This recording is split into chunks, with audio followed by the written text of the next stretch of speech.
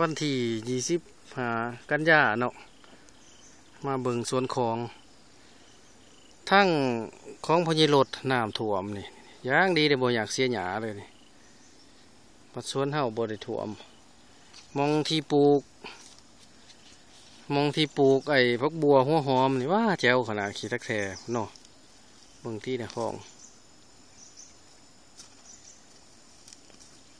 ทั้งผลเป็นหมองอีเวิร์นหวานส้มดาวยังแนมพันเห็นอยู่ยังมิดอยู่เห็นอยู่กลางหมองเดียวนี่หินจะเกาะถือว่าน้ำก็ยังหลายอยู่อีกบ่กี่มื้อนี่ก็สิแข่งเหืออยู่ฝั่งนั้นทางหน้าวัดบ้านปักแซงนี่คือสภาพบรรยากาศสวนของมองน้ำบ่ท่วมก็เป็นหญ้าที่บาดนี่พุ่นน่ะหญ้าเต็มเลย